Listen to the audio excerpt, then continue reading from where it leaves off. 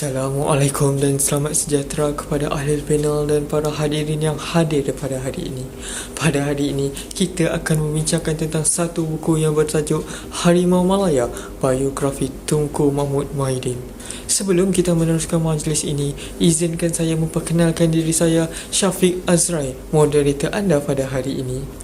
Harimau Malaya, biografi Tunku Mahmud Mahidin telah dicetak pada tahun 2009 oleh Universiti Kebangsaan Malaysia.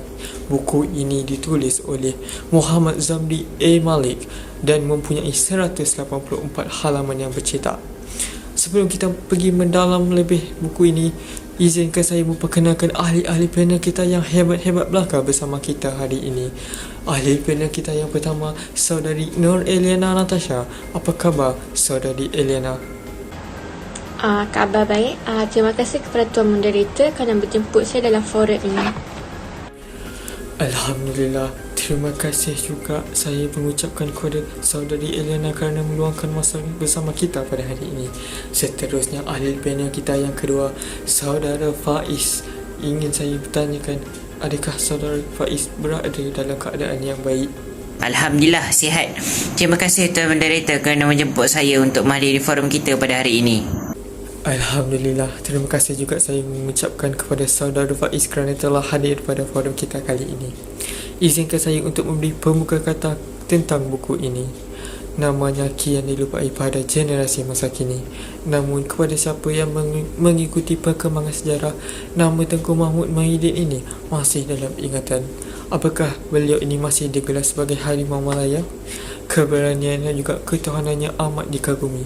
Beliau ini bertanggungjawab untuk membawa reformasi pendidikan Kelantan yang selama ini terikat dengan sistem tradisional. Apabila Jepun menduduki tanah Melayu, beliau tampil memimpin pasukan sukarelawan Melayu menentang Jepun. Bersama-sama tentera British, beliau telah mengundurkan diri ke India untuk mendapatkan perlindungan. Di India, Tunku Mahmud Mahidin ini telah diberikan kepercayaan untuk memimpin Force 136 bahagian Melayu dan juga melatih pejuang-pejuang Melayu untuk menduduki semula tanah Melayu daripada pihak Jepun. Setelah pihak Jepun ini tewas, beliau kembali ke tanah Melayu dan juga mula memikirkan nasib orang Melayu petani yang masih dibelungi penjajah Siam. Sebagai salah seorang berketurunan petani, sudah tentu nasib malang yang dihadapi oleh rakyat petani itu menyentuh emosinya. Beliau ini dia telah meneruskan perjuangan membebaskan petani dengan menyertai Gamingan Melayu Petani Raya Gempar. Itulah serba sedikit tentang buku ini. Jadi untuk yang seterusnya, kita akan meneruskan dengan soalan pertama kita kepada ahli panel kita yang pertama, iaitu Saudari Nur Eliana Natasha. Saudari Nur Eliana, seperti yang kita tahu, di dalam buku ini terdapat dua pemimpin yang diberikan gelaran Harimau Malaya. Bolehkah kita tahu siapakah pemimpin tersebut? Silakan Saudari Nur Eliana Natasha. Bismillahirrahmanirrahim. Saya akan menjawab soalan yang ditanya oleh Tuan Moderator. Gelaran Harimau Malaya itu diberi kepada dua orang pemimpin, iaitu yang pertama Jeneral Tomoyuki Yamashita, iaitu Panglima Angkatan Tentera Jepun. Pemimpin yang kedua ialah Sir Gerald Templer, iaitu Pesuruhjaya Tinggi British. Jadi itu adalah dua pemimpin yang telah diberikan gelaran Harimau Malaya. Seterusnya, kita akan meneruskan dengan soalan yang seterusnya untuk ahli panel kita yang kedua, iaitu Saudara Faiz. Penulis ada menyatakan tentang dua sistem, iaitu sistem pendidikan dan juga sistem kerajaan di dalam buku ini. Bolehkah Saudari Faiz mengembangkan lagi maksud sistem pendidikan yang terdapat di dalam buku ini? Silakan Saudara Faiz. Bismillahirrahmanirrahim. Alhamdulillahirrabbilalamin. Wassalatu wassalamu ala asyrafil anbiya'i wal mursalin wa ala alihi wa sahbihi ajma'in. Assalamualaikum sidang penonton yang dirahmati Allah. Dalam era globalisasi, kini umat Islam kian meninggalkan cara hidup Islam. Mengikut kajian yang dilakukan oleh Dato' Dr. Fazila Kamsah, sejumlah 80% umat Islam di Malaysia yang masih tidak menyempurnakan solat 5 waktu. Mengapa saya kata umat Islam kian meninggalkan cara hidup Islam? Dalam konteks ni saya ingin sentuh mengenai isu fashion di dalam Islam. Jika kita dapat lihat di dalam media sosial, begitu banyak umat Islam yang menjadi hamba kepada fashion. Demi mencapai pengikut yang ramai, demi mencapai followers yang ramai, ada setengah individu yang sanggup untuk memakai pakaian yang ketat dan menyingkatkan tudung mereka. Hal ini tentu sekali berlawanan dengan cara hidup Islam. Islam mengajarkan kepada kita untuk menutup aurat dengan sempurna dan memakai pakaian yang labuh ataupun memakai tudung sehingga melebihi bawah paras dada. Baik, berbalik kepada soalan yang Tuan Moderator ajukan. Kerajaan Thai ketika itu meletakkan sistem pendidikan di bawah kawalan yang ketat. Contohnya, semua sekolah diwajibkan untuk memakai bahasa Siam. Kesannya, bahasa Melayu dan tulisan Jawi tidak lagi terpakai. Jika kita ingin bandingkan dengan sistem pendidikan Malaysia sekarang, syukur Alhamdulillah, kerana bahasa perantaraan di peringkat sekolah rendah ataupun di peringkat sekolah menengah, kita masih menggunakan bahasa Melayu sebagai bahasa perantaraan. Malah untuk bahasa Jawi pula diperhebat, malah dipergiatkan lagi dengan mengadakan program-program. Contohnya program Semak Jawi tahun 2020, anjuran kerjasama JAKIM. Okey, penulis juga ada menyatakan tentang sistem kerajaan. Jadi bolehkah saudara Faiz menceritakan lebih sedikit tentang sistem kerajaan ini? Baik, untuk sistem kerajaan pula, kerajaan di bawah pemerintahan Perdana Menteri P. Songkram yang telah melaksanakan beberapa dasar yang pro Siam Buddha menyebabkan masyarakat Melayu Islam ketika itu berasa tidak selesa untuk mengamalkan ajaran Islam dan adat resam Melayu. Antara dasar yang dilaksanakan kerajaan Thai ialah kerajaan Thai membawa dasar perundangan awam Siam, yakni menggantikan perundangan Islam yang melibatkan nikah cerai dan pembahagian harta. Yang kedua, masyarakat Melayu didesak untuk tidak memakai pakaian tradisi mereka, malah didesak untuk menukar kepada pakaian ala-ala barat. Contohnya, gadis-gadis dan wanita-wanita yang memakai baju kurung didesak untuk menukar pakaian mereka memakai gaun berbaju pendek. Yang ketiga pula, masyarakat Melayu tidak dibenarkan memakai nama Melayu Arab, malah didesak untuk menukar nama kepada Siam Buddha. Dan akhir sekali, penganut yang bukan beragama Buddha tidak akan mendapat tempat di dalam sistem kerajaan pemerintah.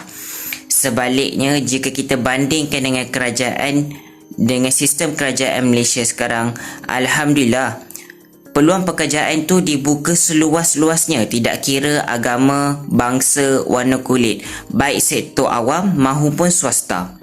Wallahualam. Jadi itu adalah jawapan daripada panel kedua kita. Mari kita teruskan soalan untuk ahli panel kita yang pertama, iaitu terdapat dua isu debaran Tengku Abdul Rahman Kamarudin. Bolehkah saudari berkongsi apakah dua isu tersebut? Okey, soalan kedua yang ditanyakan oleh Tuan Moderator ialah apakah isu debaran yang dihadapi oleh Tengku Abdul Kadir Kamarudin. Okey, pada saat ini bekas Raja Petani Tengku Abdul Kadir Kamarudin sedang menunggu dengan penuh debaran menantikan jawapan jatuh bangunnya nasib rakyat petani, sama ada mereka kekal menjadi rakyat wilayah Siam ataupun diserahkan kepada pengaruh pentadbiran Inggeris. Okey, kedua-dua kuasa Inggeris dan Siam sedang berunding untuk membentuk sempadan mutlak bersama yang memisahkan kedua-dua negara. Satu lagi debaran yang ditunggu oleh Tengku Abdul Kadir Kamarudin ialah kelahiran anak andanya yang bongsu daripada isteri ketiganya di Kelantan, iaitu Cik Maimunah. Akhirnya pada 30 Oktober 1908 lahirlah seorang putera yang dinamakan Tengku Mahmud Mahidin.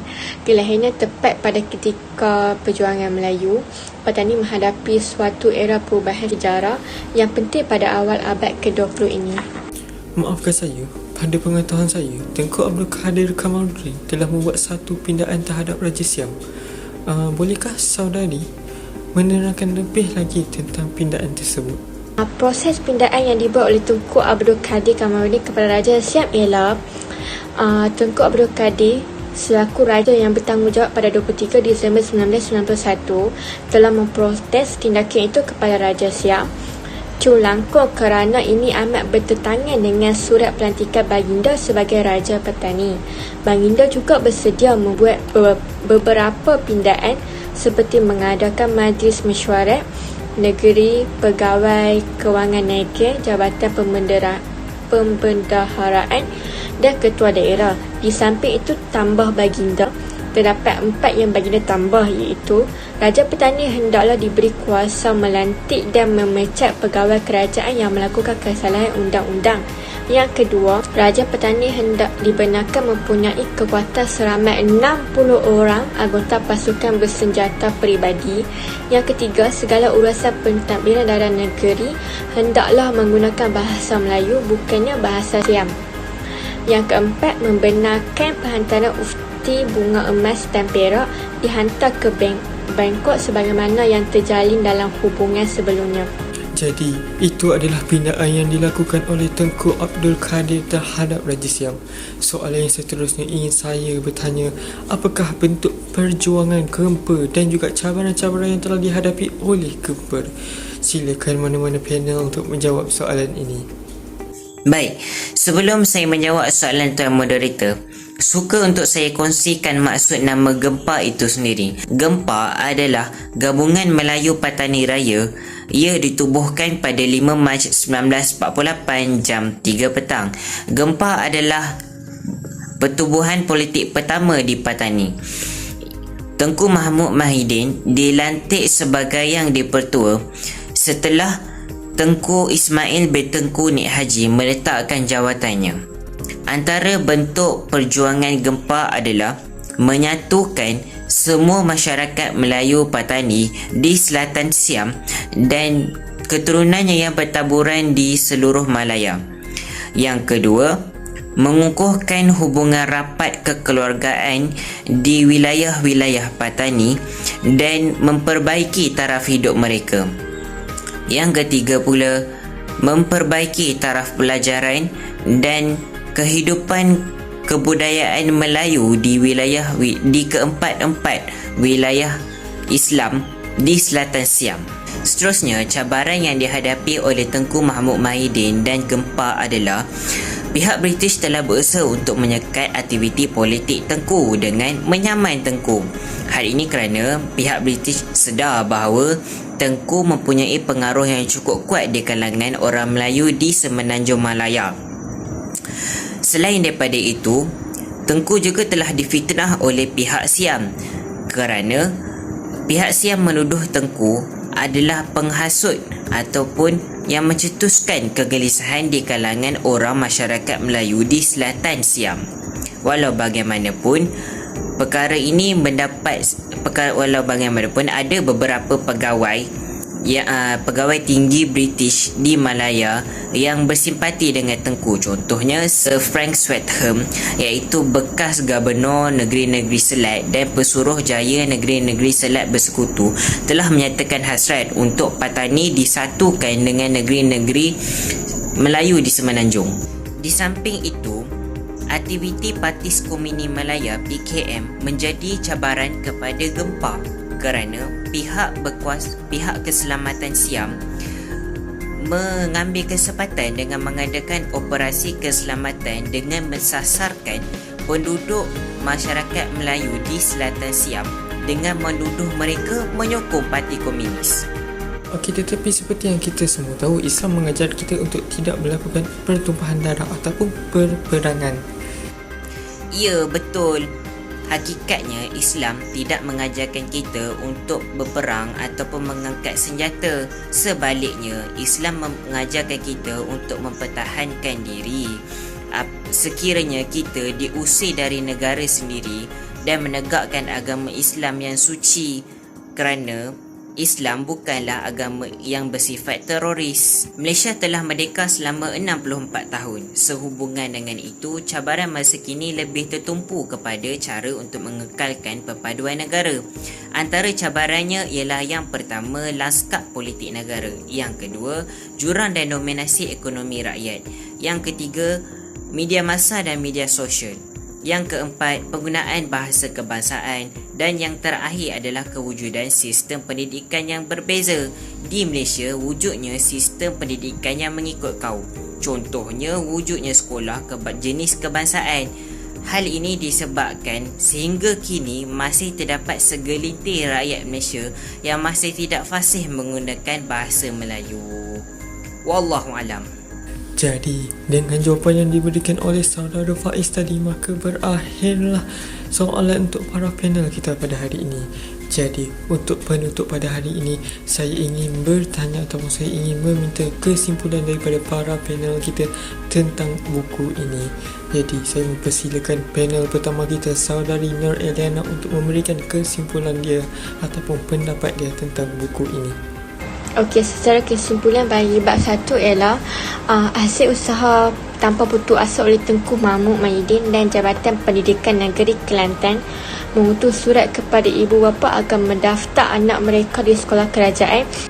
Akhirnya membuahkan hasil apabila tiba satu tahap di mana permohonan ibu bapa untuk menghantar murid baru terpaksa ditolak kerana tiada kekosongan tempat. So, oleh itu, pencapaian luar biasa beliau dalam membawa pembaharuan kepada sistem pendidikan negeri telah melayakkan beliau menjadi anak Melayu pertama di seluruh Semenanjung dan dilantik sebagai penguasa pendidikan negeri. Okey, itu saja daripada saya, panel 1. Sekian, terima kasih. Terima kasih atas kesimpulan yang diberikan daripada saudari Elena Natasha kita. Seterusnya, saya menjemput panel kedua kita iaitu saudara Faiz untuk memberikan pendapat beliau tentang buku ini. Dipersilakan. Sebagai kesimpulan, terdapat banyak nilai jati diri yang membela agama Islam dan semangat memperjuangkan tanah air yang kita pelajari di dalam buku ini. Secara peribadi, saya ingin merakamkan setinggi penghargaan kepada penulis kerana berjaya menghasilkan sebuah buku biografi mengenai Tengku Mahmud Mahidin. Sehubungan dengan itu, pada pendapat saya, kita boleh meningkatkan penjualan buku ini dengan menganimasikan buku ini supaya ia mendapat sambutan yang meluas daripada golongan kanak-kanak sehinggalah ke dewasa. Selain daripada itu, tokoh-tokoh dalam buku ini juga perlu diangkat supaya tidak lupa di arus zaman. Kerajaan Malaysia harus meneruskan kempen ataupun program yang melibatkan masyarakat Malaysia ni daripada terus membaca. Contohnya program yang telah dilaksanakan iaitu KLWBC, iaitu Kuala Lumpur World Book Capital, yang telah dilaksanakan pada tahun 2020. Jadi program ni perlu diteruskan dari masa ke semasa. Jadi saya akhiri ucapan saya dengan menyeru rakyat Malaysia, jadilah rakyat yang rajin membaca. Jom mak-mak, ayah-ayah, kakak-kakak, abang-abang, adik-adik, kita membacalah walaupun 30 minit sehari. Terima kasih. Terima kasih kepada panel kedua kita atas kesimpulan yang diberikan oleh beliau. Jadi, dengan ini berakhirlah majlis forum kita pada hari ini. Terima kasih saya ucapkan kepada ahli panel yang meluangkan masa bersama kita pada hari ini. Saya juga ingin memohon maaf jikalau ada terkasar bahasa ataupun salah silap daripada saya. Yang baik datang daripada dia, yang buruk datang daripada diri saya sendiri. Semoga selepas ini kita berjumpa lagi pada majlis forum yang akan datang. Sekian, Assalamualaikum warahmatullahi wabarakatuh.